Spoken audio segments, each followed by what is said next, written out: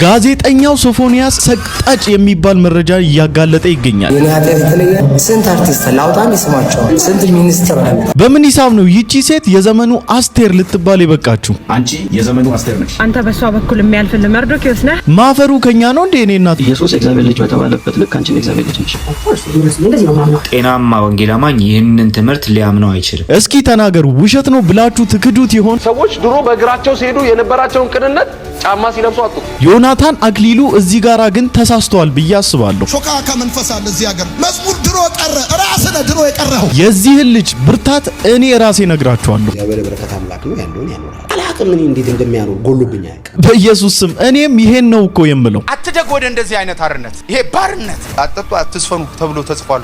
ኮኬን እሱ አትወሰዱ የሚል ተጽፎ ይሄ እውነት የሚያንገበግባችሁ ሰዎች መንፈሳዊ ቴራፒ ያስፈልጋችኋል። መዳን በሌላ በማንም የለም ስንል ለምን ጠባብ ትሆናላችሁ? ነገር ግን እግዚአብሔር በምህረቱ ባለጠጋ ስለሆነ ምህረቱ ብዙ ነው፣ ምህረቱ ብዙ ነው፣ ብዙ ነው፣ ብዙ ነው፣ ምህረቱ ብዙ ነው፣ ብዙ ነው። ምንድነው እኔ የኔ ኃጢአት የተለየ ነው? ስንት አርቲስት አናቅም እንዴ? እንደኔ የሆነ ስንት አርቲስት ላውጣን ይስማቸው።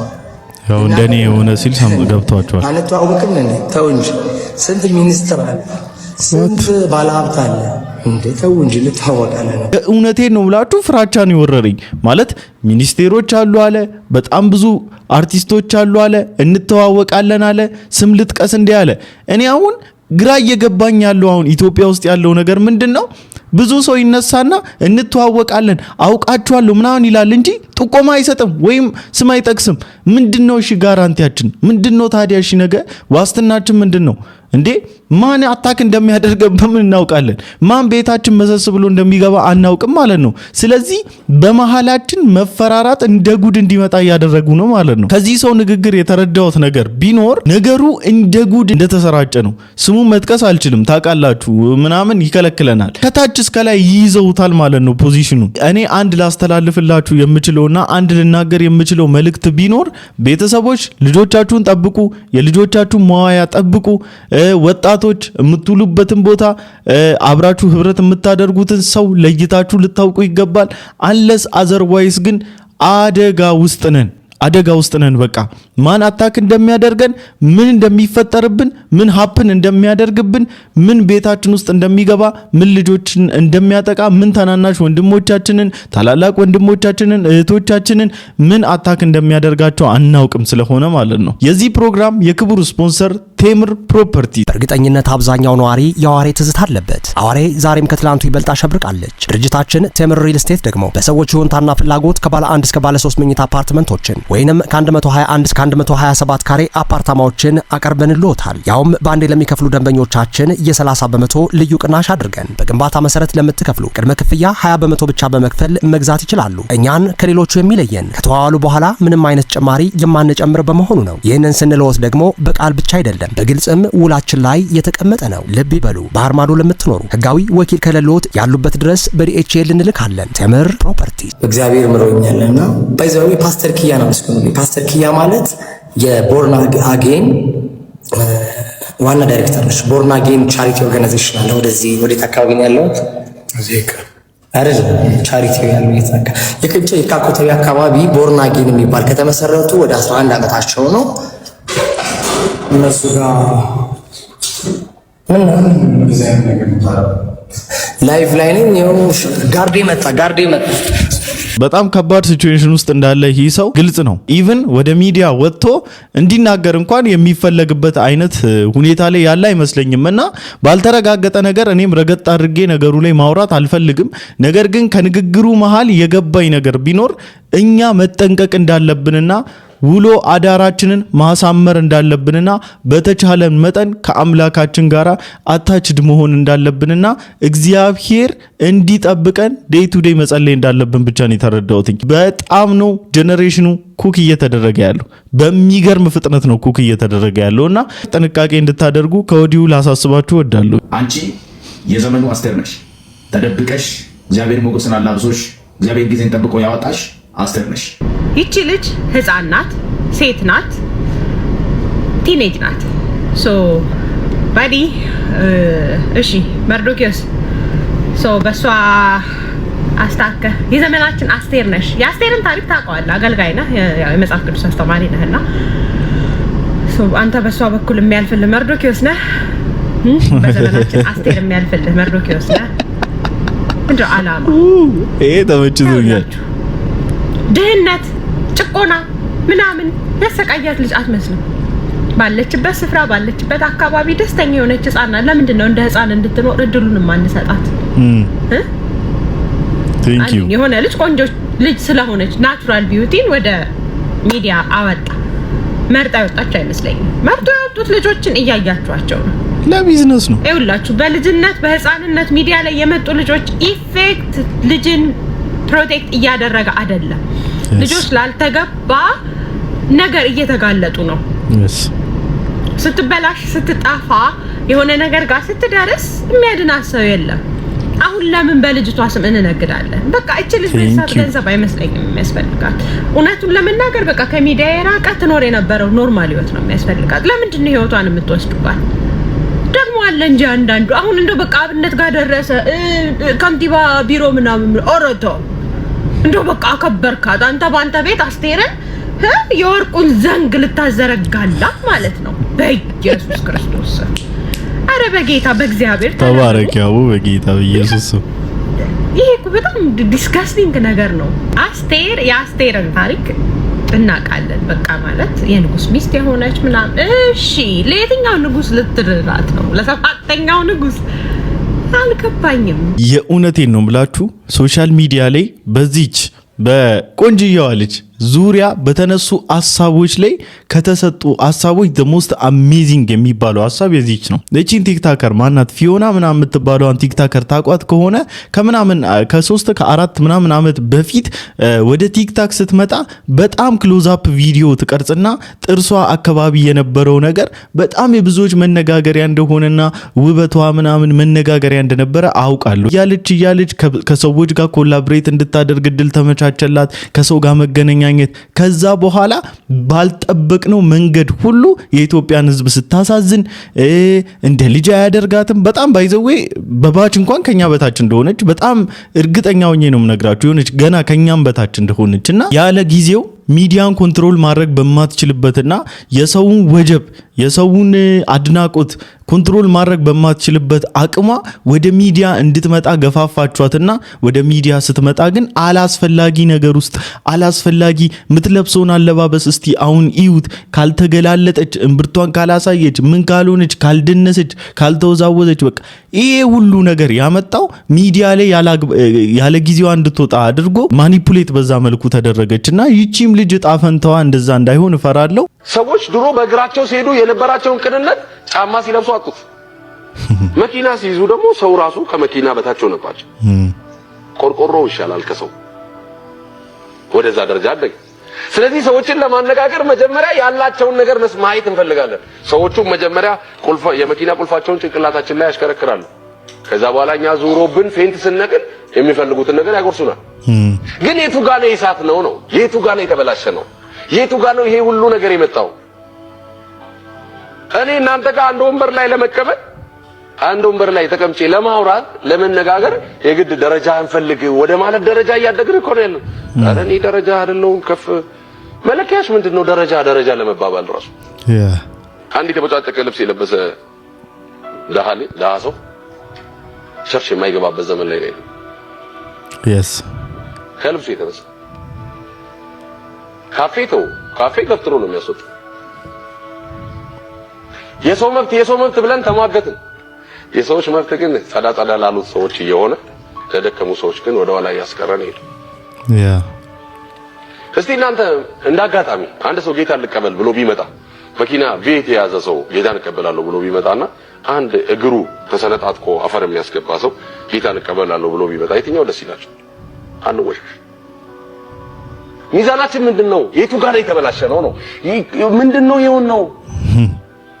ምንድነው የሆነው ነገሩ? ይሄ እኮ ኖርማል እኮ አይደለም እያወራ ያለው።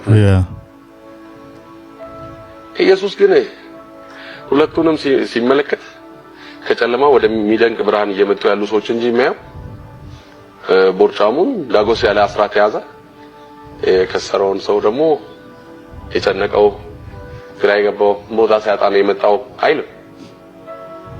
እኛ ግን ስመዘን እንደዛ ነው የምንመዘነው። ተመሳሳይ ታሪክ በጣም ብዙ ጊዜ እንግዲህ ነፍሴ እየተጸየፈችው ቪዲዮ መጥቼ ያጋራኋችሁ እየከፋኝ የማወራበት አንድ አገልጋይ ብላችሁ ብዙዎቻችሁ የተቀበላችሁት ነብይ ነኝ ብሎ እሱም ራሱን ያሳመነ ነገር ግን ያልሆነ ሐሰተኛ ነብይ የሆነ ሄኖክ ጄፒኤስ የተባለው ግለሰብ ስሙ ጌቱ ቶላ የሚባል ሰው ባለ ሀብት ነው፣ ገንዘብ አለው ምናምን ጥሩ ስራ አለው። መጀመሪያው ቀን ሲሄድ ሱፍ ለብሶ ጽድት ብሎ የመኪና ቁልፉን አንጠልጥሎ ምናምን ነበረ ወደዛች አዳራሽ ሄደው። ልክ ሲሄድ ከኋላ ነበር የተቀመጠው።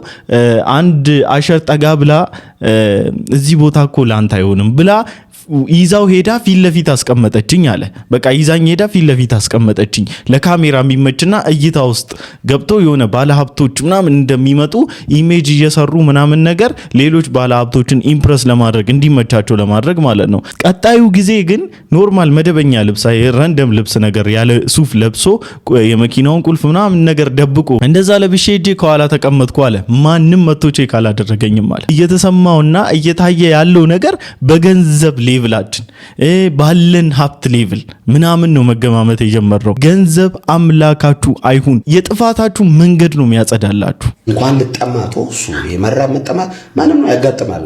ይሄ ምድር ላይ ነው የምትኖረው። ሊጎልብ ምናምን ይችላል፣ ግን እግዚአብሔር የበረከት አምላክ ነው። ያለውን ያኖራል፣ በሚያኖረው መንገድ ያኖራል። እንዴት ነው የምታኖረው ተብለ የሆነ ሳይኮሎጂ ስኩል ትምህርት ቤት ገብተ ወይ ደግሞ የሆነ ትምህርት ቤት ገብተ አጥንተ የምትደርሰው ነገር አለ። እግዚአብሔር በተአምር ነው የሚያኖረው። መንገዱ አይታወቅም። በቃ ያኖራል። እንዴት ወጥቶ እንዴት እንደሚያስገባ አይታወቅም። አላቅም እኔ እንዴት እንደሚያኖር ጎሎብኝ አያውቅም። ሰው ጉድለት ብሎ የሚያወራው ነገር እኔ ጋር ሙላት ነው። ሰው ትንሽ ነው የሚለው እኔ ጋር ብዙ ነው። የኔና የሰው የዓለማዊ ልዩነት ይሄ ነው። እቺን የምታከላለችኝ ሲሉ እኔ ጋር ብዛቱ እሱ ትልቁ እሱ። ይህ ሰው በጣም ብዙ ኦፈሮች ይቀርቡለታል። በጣም ብዙ የአብረን እንስራ ጥሪ ይቀርብለታል። በጣም ብዙ ትላልቅ መድረኮች ላይ የመጋበዝ እድል አለው እና ከአንደበቱ ሲናገር ባለፉት ቪዲዮዎች ላይ እንዳሰማዋችሁ እግዚአብሔርን የማያከብር ስፍራ ላይ ላለመገኘት ስለው በጣም ብዙ ነገር ሉዝ እያደረግኩ ያለሁት ብሎ ሲናገር በጣም ነው ልቤ የተነካው። በጣም ነው የተገረምኩበት እና አንዳንዴ የእውነቱን ነው የእውነቴን ነው ምላችሁ። እኔ በቃ ስለተረዳው ፊልም ስላደረግኩት አናግሬውም ስለማቅረው በዚህ ጉዳይ ላይና ዲቴል ባናወራ አናግሬዋለሁ። እግዚአብሔር የሚያኖር አምላክ ነው። አንዳንዴ ስለተውተረተራችሁ አዳራሽ እየቀየራችሁ በረከቱ ሲፈሳየው እንዲህ ሲገባላ አየው፣ ባንክ አካውንት ላይ ይሄን ያህል ሚሊዮን ሲገባ አየው፣ እንደዚህ አይነት አሰስገሰስ ትንቢት የሚባል በስመ ትንቢት የሚጭበረበሩ ማጭበርበሮች ስለደረሱባችሁ የትም ነው ማትደርሱት። እግዚአብሔር የሚያኖር ጌታ ነው። እግዚአብሔር የሚያኖር አምላክ ነው። ያለ ልክ መንገብገብና መንሰፍሰፍ አስፈላጊ አይደለም። ነገራችሁ ለጌታ ተውት፣ እሱ በሚያኖራችሁ መልኩ ያኖራችኋል። አንቺም ኢየሱስ የእግዚአብሔር ልጅ በተባለበት ልክ አንቺም የእግዚአብሔር ልጅ ነሽ። ለዛ ነው ነሽ። ኦፍ ኮርስ እንደዚህ ነው ማለት ነው። ብዙዎቹ ደግሞ ወንጌል አማኞች ያሉ በጣም ብዙ አሉ እንደዚህ የሚያምኑ። እሱ ብቻ አይደለም ማለት ነው። ግን ለምሳሌ ኢየሱስ ልጅነትና የኛ ልጅነት አንድ ነው ብለሽ ነው የምታምኚው? እኔ ኢየሱስ የበኩር ወንድሜ ነው ብዬ ነው አይደለም። አይነቱ ኢየሱስ የእግዚአብሔር ልጅ የተባለበት ኢየሱስ የበኩር ወንድሜ የተባለሽበት አንድ ነው። እሱን እኮ ነው የምልህ። እኔ ኢየሱስ የበኩር ወንድሜ ነው ብዬ ነው ማለት። እሱ የበኩር ከሆነ እኔ ደግሞ እንግዲህ አሁን የበኩር ልጅ እኛ ቤት አለች። ከእሷ ቀጥሎ ያለሁት እኔ ልጅ ለአባቴ ልዩ ልጅ ነኝ ብዬ አላምንም። የበኩር ነኝ እሱ ካለ እሱ የበኩር ነው፣ እኔ ደግሞ በጌታ በኢየሱስ ክርስቶስ እግዚአብሔር ነኝ ማለት ግን አይደለም። እግዚአብሔር አባቴ ነው፣ እኔ ልጅ ነኝ ማለት። ወደ እሱ አልመጣሁም። ስለዚህ በዚህ ጉዳይ ላይ ከዮሐንስ ጋር አንድ ነው ማለት ነው እምነትሽ? እኔ ኢየሱስ የበኩር ልጅ ነው፣ እኔም ደግሞ የእግዚአብሔር ልጅ ነኝ። ከኢየሱስ ልጅነት የተናነሰ ልጅነት የለኝም። ያ ማለት ግን እግዚአብሔር ወልድ ከብሯን ነው አምላክም ሰው ነው፣ አምላክም ሰው ነኝ ማለት ግን አይደለም። ልጅ ነኝ። አይ እሱን አልጠየኩም። በቃ ስለዚህ አንቺም ኢየሱስ የእግዚአብሔር ልጅ በተባለበት ልክ አንቺም የእግዚአብሔር ልጅ ነሽ። እንደዛ ነው እምነትሽ?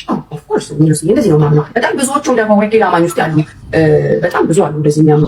እሱ ብቻ አይደለም ማለት ግለሰብ መጽሐፍ ቅዱስ የጠቀሰ ሳይሆን አብያተ ክርስቲያናት እያለ ነው። አብያተ ክርስቲያናት ስንገባ ሜንላይን ቸርቾች፣ ባፕቲስቶች፣ ሉትራኖች፣ ሜቶዲስት፣ ኤጲስኮፓል ቸርች ኦፍ ኢንግላንድ፣ ሉትራን ቸርች፣ ሁሉም የየራሱ ቤት የየራሱ አስተሳሰብ አለው። ሰላም ወንዶች እንዴት ናችሁ? ጸጋና ሰላም ከሁላችን ጋር ይሁን። ይህንን ቪዲዮ አይታችሁታል ብዬ አስባለሁ። እነዚህ ሰዎች እየተናገሩ ያሉት ነገር ፍጹም ኑፋቄ ከመሆኑም በላይ ደግሞ በወንጌል አማኞች መካከል ያለ ትምህርት ነው ብለውም ደግሞ እየዋሹ ይገኛሉ። የትኛውም ጤናማ ወንጌል አማኝ ይህንን ትምህርት ሊያምነው አይችልም። የኢየሱስ ክርስቶስ የእግዚአብሔር ልጅነት ከኛ የእግዚአብሔር ልጅነት ጋር ፈጽሞ የሚገናኝ አይደለም። ይህን በተደጋጋሚ ስናገረው ነበር። ዛሬ ትንሽ ባጭሩ አንዳንድ ነገሮችን አሳያችኋለሁ። በመጀመሪያ ይህ ትምህርት ምን ያህል አደገኛ ትምህርት እንደሆነና ደግሞ ትምህርተ ሥላሴን እስከምን ድረስ ሄዶ እንደሚያበላሽብን አሳያችኋለሁ። ሁለተኛ ነገር ደግሞ ትክክለኛው የኢየሱስ ክርስቶስ ልጅነት መጽሐፍ ቅዱሳዊ ትምህርት ምን ይመስላል የሚለውን አሳያችሁና በወንጌል አማኞች መካከል አሁንም ይህ ትምህርት አለ የሚለው ሐሰተኛ የሆነ ክሌም ምን ያህል ሐሰት እንደሆነ ደግሞ ቢያንስ የኔን ቤተክርስቲያን የመሰረተ ክርስቶስ ቤተክርስቲያንን አስተምሮ አሳይቻችሁ ጨርሳለሁ። እሺ ወደ መጀመሪያው ስንሄድ ኢየሱስ ክርስቶስ የእግዚአብሔር ልጅ ነው የሚለውን ትምህርት ከጸጋ ልጅነት ጋር የሚያያይዝ ወይም ደግሞ ሰዎች የእግዚአብሔር ልጅ ከመሆናቸው ጋር አያይዘው የሚመጡ ሰዎች እጅግ በጣም አደገኛ የሆነ ታሪካዊ ኑፋቄ ውስጥ እንዳሉ ልንገነዘብ ይገባል። ይህም ደግሞ አዶፕሽኒስት ክሪስቶሎጂ ተብሎ ይጠራል። ታዲያ አዶፕሽኒስት ክሪስቶሎጂ ምንድነው ለምትሉ በነ ጳውሎስ ዘሳሙሳጤ የተጀመረ ትምህርት ሲሆን ከዛም በኋላ ደግሞ እጅግ በጣም ብዙ ደርዝ ባለው መልኩ የተለያየ የሰተት ትምህርት ውስጥ ገብቶ እናገኘዋለን። ይህ ትምህርት ኢየሱስ ክርስቶስ የእግዚአብሔር ልጅነቱ ጊዜያዊ ነው ወይም ደግሞ በስጋ ከመጣ በኋላ የተሰጠው ልጅነት ነው ወይም በስጋው ሲመጣ ነው ልጅ የተባለው የሚል ትምህርት ነው ማለት ነው። ይህንን ትምህርት የሚያምን የትኛውም ክላሲካል የሆነ ክሪስቶሎጂን የሚከተል ወይም ደግሞ በቤተ ክርስቲያን ታሪክ ውስጥ ስንማር የነበረውን ያንን ነገረ ክርስቶስ የሚከተል አማኝ የለም። ስለዚህ ይህ ትምህርት እጅግ በጣም አደገኛ ኑፋቄ ሆኖ እናገኘዋለን ማለት ነው። ታዲያ ኑፋቄነቱ ግን እስከ ትምህርተ ሥላሴ ድረስ ይደርሳል። ምክንያቱም ኢየሱስ ክርስቶስ ዘላለማዊ የእግዚአብሔር ልጅ ካልሆነ አባት ዘላለማዊ አባት መሆን አይችልም። ምክንያቱም አባት ልጅ የበሌለበት አባት ሊሆን ስለማይችል ማለት ነው። ስለዚህ የኢየሱስ ክርስቶስ ልጅነት ባይ ነሰሲቲ ነው። ስለዚህ በዚህ ምክንያት ኢየሱስ ክርስቶስ ዘላለማዊ ልጅ ካልሆነ አብም አባት አይደለም ማለት ነው። ስለዚህ በሥላሴ አካላት መካከል ያለውን ዘላለማዊ ግንኙነት በምንም አይነት መልኩ አናብራራው። በዚህ ምክንያት ኢየሱስ ክርስቶስ የእግዚአብሔር ልጅነቱ ዘላለማዊ ነው ካላልን ትምህርተ ሥላሴያችንንም እናጠዋለን ማለት ነው። ስለዚህ ነው አደገኛው ኑፋቄ ነው ያልኳችሁ። ከምንም በላይ እጅግ በጣም የሚያናድደውና የሚያበሳጨው ፓርታቸው ምን መሰላችሁ? ከወንጌላውያን አማኞች ጋራ ተመሳስለው ለመኖር መሞከራቸው ነው። ማለት በወንጌላውያን አማኞች ውስጥ እንደዚህ የሚያምኑ ሰዎች መኖራቸው ወንጌላውያን አማኞች እንደዚህ ብሎ እንደሚቀበሉ አውቶራይዜሽን ወይም ደግሞ አውተንቲኬት የሚያደርግላቸው ነገር አድርጎ ወስደው ክሌም ለማስደረግ መሞከራቸው ነው የሚያበሳጨውና ይሄ የግል አመለካከታችሁና የግል እምነታችሁ ነው። ወንጌላውያን አማኞችን የሚወክል አይነት ትምህርት አይደለም።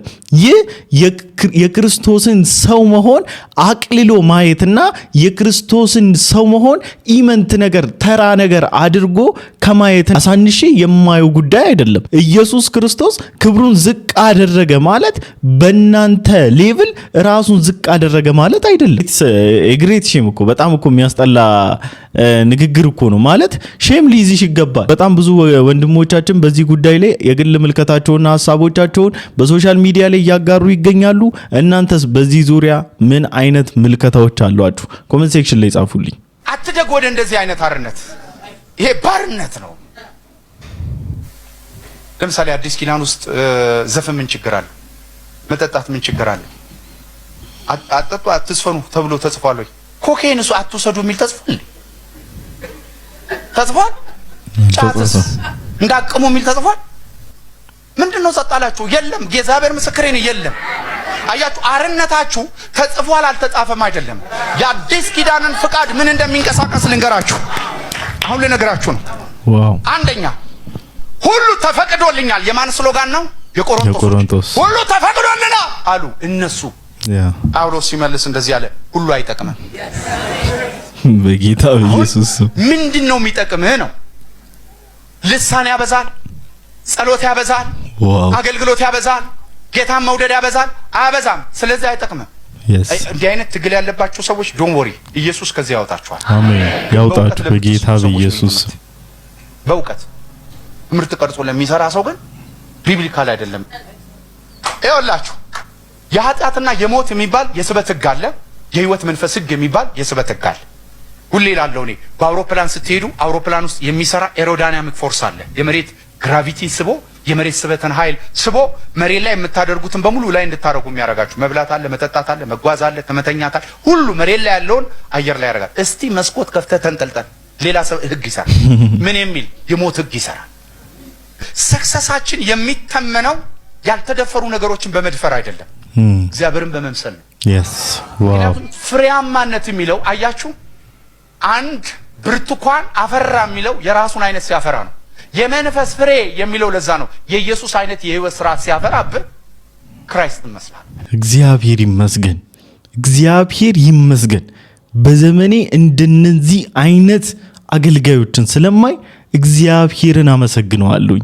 የእውነቴን ነው ብላችሁ ይሄ ከበሽታው ክፋት ይልቅ የመድኃኒቱን ጥንካሬና የመድኃኒቱን በሽታውን የመፈወስ ጉልበት አጥንቶ የሚናገሩ ክርስቶስ ኢየሱስ ላይ ትኩረታችንን እንድናደርግ ደጋግሞ የሚሰብኩ ስለ ኢየሱስ ክርስቶስ ባለጠግነቱ መጠን አዝረግጦ የሚነግሩን በክርስቶስ ካለንበት ከገባንበት ሁሉ መውጣትና ማምለጥ እንደምንችል ደጋግሞ የሚሰብኩንና የሚነግሩን አገልጋዮችን ማየት እጅግ በጣም መታደልና እጅግ በጣም እድለኝነት ነው።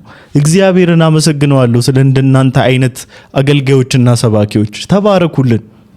እንወዳችኋለን ጌታን። አንድ ክፉ ሾካካ መንፈስ አለ እዚህ ሀገር። ክፉ መንፈስ ካደነቀ ከሰማንያዎቹ ወደዛ ያለውን ብቻ የሚያደንቅ ወደዚህ ያለውን የማያደንቅ መዝሙር ድሮ ቀረ። ራስህ ነህ ድሮ የቀረው መዝሙር ዛሬም አለ፣ ዘማሪ ዛሬም አለ፣ መንፈስ ዛሬም አለ። አንተ ነህ ድሮ የቀረው። ክብርማ ዛሬም አለ እኮ ስድብ እኮ ነው። ሲያደንቅ በቃ አፕሪሺየት ሲያደርግ ነው። እኔ ከድሮዎቹ እንጂ ካሁኖቹ ብዙም ዋሪው አንተ ሲጀመር አንተ ስፒሪት ክፉ ነው፣ የተመታ ነው፣ የተረገመ መንፈስ ነው። የዚህ ሀገር ኢየሱስ የደርጉ ኢየሱስ ብቻ ባለፈው ብያለሁ እኮ እነሱ ወታደር መታቸው፣ ወታደር ገረፋቸው፣ እኛ የሰው ፊት ገረፈን። ምን ይለያል? እኛ ሀገር እንደዚህ ክፉ አይነት መንፈስ አለና ከቸርቻችሁ ውጭ ያሉትን አፕሪሼት ማታረጉ ከሆነ የቅናት መንፈስ አለባችሁ። አሪፍ ነገር ስታዩ አሪፍ ነው፣ ስህተት ስታዩ ደግሞ ስህተት ነው፣ ትክክል አይደለም። ይሄን ነው እኮ እኛም ያለው። ታዲያ አሁን እኮ ሰው ወዶ አይደለም የድሮ ዝማሬዎችን ምርጫው እያደረገ ያለው። እኛም ብንሆን የድሮ ዝማሬዎችን ምርጫችን እያደረግን ያለነው ወደን አይደለም። የዘመኑ ዘማሪ ተብሎ ስም ያገኙ ሰዎችና ዘማሪ የሚል ያለ አቅማቸው ሸክም የተሸከሙ ሰዎችን ቼክ ብታደርጓቸው አብዛኛዎቻቸው ኢቭን ፌመስ የሆኑት በድሮ ዝማሬዎች ነው። ከድሮ በመጡ ዝማሬዎች ነው ስማቸውን የገነቡት፣ ብራንዲንጋቸውን ያሳደጉት፣ በየመድረኩ ላይ የመድረክ አጋፋሪዎች የሆኑት። ማንንም ልትጠቅሱ ትችላላችሁ። ቢኖራቸው ወይ ግጥም ከሰው ተቀብሎ ነው፣ ዜማውን ደግሞ ሰው ሰርቶላቸው ነው። አንድም ተንበርክኮ ከጌታ ተቀብለው የሰሩት ዝማሬ እንኳን ኢቭን የላቸውም አብዛኛዎቻቸው። ነገር ግን ዘማሪ የሚል ስም አላቸው። በማን ምክንያት? በድሮ ዘማሪዎች ምክንያት። እነኚህ እንግዲህ ፕራይም ታይማቸው አለፈባቸው ብላችሁ ስለምታስቡ እንደ ዘፋኞች ለዛ ነው ብዙዎቻችሁ የምትቸገሩት። ዮናታን አክሊሉ ያነሳው ሐሳብ እኮ ስህተት ነው ብዬ አይደለም፣ ስለሚመርም ጭምር ነው። አንዳንዴ ፊል ልታደርጉን ይገባል። ከዘፋኞች የማይተናነስ ክሊፕ እየሰራችሁ እንዴት ነው ከድሮ ዝማሬ ጋራ እንዴ ያለቀዝን እንዴ? በጌታ ሳንሆን በፊት እኮ የምናውቃቸው ዝማሬዎች እንዴ ስንሰማቸው እኮ በቃ የእውነት ዝማሬ እንደሆኑ በዝማሬ በጴንጤዎች ዝማሬ ሳናምን ዝማሬ እንደሆኑ አስበናቸው እኮ ሪስፔክት የምናደርጋቸው ዘማሪዎችና ዝማሪዎቻቸው እኮ አሉ። የእውነት ነው አፕሪሺየት ሊደረጉ የሚገባው። እሱም ያለው አፕሪሺየት አታድርጉ ሳይሆን በዚህን ዘመን ስታዩና አው እነ አስቴር አበበ ስቲል ነው አሉ፣ እነ ሳሙኤል ተስፋ ሚካኤል፣ እነ በረከት ተስፋዬ፣ የቱን እንጥቀስላችሁ? በጣም ብዙ አሉ። ስም ብንጠቅስ በጣም ብዙ አሉ። አፕሪሺየት መደረግ ባለበት ልክ ይደረጋል። ነገር ግን የዘፈን ይዘት የያዙትን ስለምናይ ልባችን ስለሚረድ ነው የድሮ ዝማሬዎችን ምርጫችን እያደረግን ያለ ነው። ስለዚህ ምንም ከመንፈስ ጋራ ከመናፍስት አሰራር ጋራ የሚገናኝ ነገር የለም። አንድ ሰው ወንበዴዎች ተደብድቦ በሕይወትና በሞት መካከል ቀረ። ካህኑ አየው፣ ሌዋዊው አየው፣ ዞር ብለው ሄዱ። ሳምራዊው ግን አልዘነለት፣ አያውቀውም አይደለም። በወንበዴ እጅ የወደቀውን ለመርዳት ምናልባት ወንበዴዎች እጅ መውደቅም ሊሆን ይችላል። ሊረዳው ሲል በእጁ ላይ ቢሞት አሻራ ምርመራ ሊባል ይችላል። በሞትና በሕይወት ያለን ሰው መርዳት ውለታ ማኖር አትችሉም። አእምሮ ራሱ በዛ ሰዓት የሚሰራ አልነበረም። ግን አልኮል አፈሰሰለት፣ በጨርቅ አሰረው፣ አህያ ላይ ያኖረው፣ 2 ዲናር ከፍሎ ሌሊቱን ሙሉ ጠበቀው። ገንዘብ ጊዜና ጉልበቱን ለሚያስፈልገው ግን ለማያውቀው ሰው አኖረ። ባልንጀራን መውደድ ማለት እንደዚህ ነው አለው ጌታ ነው። ካንተ እርዳታ ለሚፈልግ ሁሉ በቅንነትና በትጋት መኖር። እንደዚህ ያለ ማንነት ከወዴት ይገኛል? በፊልጵስዩስ ላይ ጳውሎስ ለጢሞቴዎስ የመሰከረው ብዙ ሰው አውቃለሁ ጢሞቴዎስ፣ ነገር ግን እንዳንተ ያለ ማንም የለኝም፣ ቁጥር አንድ ነህ ለኔ። ለምን ቁጥር አንድ አልከኝ? ለሰው ልጆች በቅንነት የሚኖር ማንነት ስላለ። ጢሞቴዎስ በላጭ የሆነው በጳውሎስ ሕይወት ዲግሪ ስላለው አይደለም፣ ሀብት ስላለው አይደለም፣ ስለ ጸጋውን ብዛት አይደለም። ማለት የጸጋ ስጦታዎች በመገለጡ አይደለም የተማረከው። ጳውሎስ በጢሞቴዎስ የተማረከው ልቡ ነው። ለማያውቃቸው በጸሎት ወንጌል ለማድረስም ለሰዎች ሁሉ የሚዘረጋ ግብዝነት የሌለበት በቅንነት የተሞላለት አለው። እናቱም አያቱም እንደዚህ ያለ ማንነት እንዳላቸው ቅዱስ ቃሉ ይጠቁመናል። ለበጎ ሥራ ሁሉ የተዘጋጀ ሰው አንዱ መለኪያው ምንድን? በቅንነት ለሌሎች መኖር ነው። ዛሬ እድሜና ጤና ለምን ተጨመረልን ወገኖቹ? ወደ ጌታ ቤት ለኔ መልካም ነው፣ በሕይወት ብኖር ግን ለእናንተ ጠቅማለሁ ይላል ጳውሎስ። በምድር መኖሩን እንኳን የሚናፍቀው ለሰዎች የጠቀመነት ከሆነ ነው። ሰማይ ተከፍቶ ምድር ተነድሎ ጸጋ የሚሰጣቸው ለሌላ ሰዎች በቅንነት የሚኖሩ ነው ማለት ነው። ለሌላ ሰዎች የማይኖሩ ለራሳቸው ብቻ የሚተጉ ገንዘብ ሊያገኙ ይችላሉ፣ ደስታን አያገኙ። ተጣጥረው ብዙ ሀብት ሊያገኙ ይችላሉ፣ እርካታን አያገኙ፣ ብድራትም አይኖራቸው። ነገር ግን በቅንነት በበጎ ፈቃድ ለሰዎች መኖር ከጀመረን እግዚአብሔር ለኛ ይኖራል። ቄስ ትዕግስቱ ምን ያህል እንደምወዳቸውና ምን ያህል የቤታችን ድምቀት እንደሆኑ ሁላችሁም ታውቃላችሁ። ዳዊት ፋሲል፣ ቄስ ትዕግስቱ፣ በጣም ሌሎችም በጣም ብዙዎች አሉና እግዚአብሔር ስለነሱ ስሙ ይባረክ። በቃ እናመሰግነዋለን። ስለነዚህ አባቶቻችን፣ ስለነዚህ ወንድሞቻችን እናመሰግነዋለን ጌታችንን። ቀጥዬ የምናገረው ነገር በጣም ብዙ ሰው ላይ ያስደስት ይችላል፣ ግን I will say it loud and clear መዳን በሌላ በማንም የለም በክርስቶስ ኢየሱስ ብቻ ነው ስንል ለምን ጠባብ ትሆናላችሁ? መዳኛ አንድ ብቻ ነው፣ የኔ መንገድ ብቻ ነው። ልክ ከዚህ መንገድ በስተቀር ሌላ ሰው ወደ ዘላለም ሕይወት የምትገቡበት ምንም መንገድ የለም እንዴት ትላላችሁ ይሉናል። በመጀመሪያ ይሄን ያልነው እኛ አይደለንም፣ ራሱ ኢየሱስ በኔ በቀር ወደ አብ የሚመጣ የለም ብሏል። ከዛ በመቀጠል ግን በሰውና በእግዚአብሔር መካከል ያለውን የጥል ግድግዳ ለማፍረስ ሰውን የሚወክል ሰው የሆነ አምላክን የሚወክል አምላክ የሆነ ማንንም አታገኙም። አንድ ጻድቃን ብታወጡ እሱ ሰው ሊሆን ይችላል፣ ግን አምላክን የሚወክል አምላክ ሆኖ ሊቆም አይችልም። አንድ መልአክ ብታመጡ እንደ ሰውም እንደ አምላክም ሆኖ ሪፕሬዘንት ሊያደርግ በጭራሽ አይችልም። ነገር ግን እንደኛ ሰው የሆነ አምላክም የሆነ አንድ ብቻ ነው፣ ኢየሱስ ነው። እሱን የሚተካው ምንም ሃይማኖት ላይ ምንም ቦታ ላይ ልታገኙ አትችሉም። ለዛ ነው መጽሐፍ እንዲህ ይላል፣ አንድ እግዚአብሔር አለ፣ በሰውና በእግዚአብሔር መካከል አንድ አለ፣ እሱም ሰው የሆነው ክርስቶስ ኢየሱስ ነው። ስለ ምድራዊ ስኬት፣ ስለ ሌላ ነገር፣ ስለፈለጋችሁት ነገር የምትደርሱበት መንገድ እያማረጣችሁ ከሆነ ፕሮባብሊ በጣም ብዙ የተሻሉ መንገዶች ሊኖራችሁ ይችሉ ይሆናል። ስለ መዳን፣ ስለ ዘላለም ሕይወት እያወራን ከሆነ ግን ብቸኛ መንገድ ክርስቶስ ኢየሱስ ብቻ ነው። ይሄን አስረግጠንና አበክረን የምንነግራችሁ እውነታችን ነው። በቃ ይሄ ረገጥ አድርገን የምንነግራችሁ አለን የምንለው የምንኮፈስበት የምንመካበት ደረታችንን ነፋ አድርገን የምናወራው እውነታችን ነው፣ ሐቃችን ነውና ኢየሱስ ክርስቶስ ጌታ ነው። በቃ መዳን በሌላ በማንም የለም። ይሄ የመኮፈስ ቃል አይደለም። በነገራችን ላይ ሕያው የእግዚአብሔር ቃል ነው። እኛ ራሳችንን ለማመጻደቅና ለመንጠባረር የምንጠቀመው ወርድ ኦፍ ጋድ አይደለም።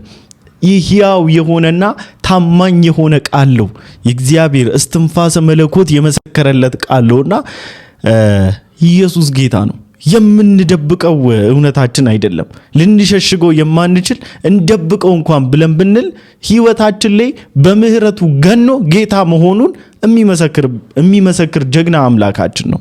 የሚገርማችሁ እስራኤላውያን ከፊት ለፊታቸው ያለው ባህር ማለፊያ ሲያሳጣቸው ተስፋ ቆርጠው ነበር። ምክንያቱም ከጀርባቸው ያለው ፈርዖን ነው። ባህር ላይ ደግሞ ተራምደው አይሄዱ። ስለዚህ በሰው አስተሳሰብ ማለትም በእነሱ አስተሳሰብ ያለው ብቸኛ ነገር በፈርዖን መያዝ ነው። ወዴትም ማምለጫ የለም። አያችሁ፣ የሰው ልጅ ውስን ነው አስተሳሰቡ። አንድ በር ብቻ እግዚአብሔር ያለው ነው የሚመስለው። እግዚአብሔር ግን ሰው ያላሰበውን መንገድ እንደሚከፍት አናምንም። እስራኤላውያን ያልጠበቁት ነገር ተከሰተ። ባህር ተከፈተ። እግዚአብሔር በባህርም ቢሆን እንደሚያሳልፍ እግዚአብሔር በባህርም ቢሆን መንገድ እንዳለው አሳያቸው። ስለዚህ አንድ በር ብቻ እግዚአብሔር እንዳለው የሚሰማችሁ፣ እግዚአብሔር ሌላ መንገድ እንደሌለው የሚሰማችሁ፣ እግዚአብሔር በጣም ብዙ መንገድ አለ። ሺህ በሮች አሉት። አንዱ ቢዘጋ እግዚአብሔር አንዱን ይከፍታል።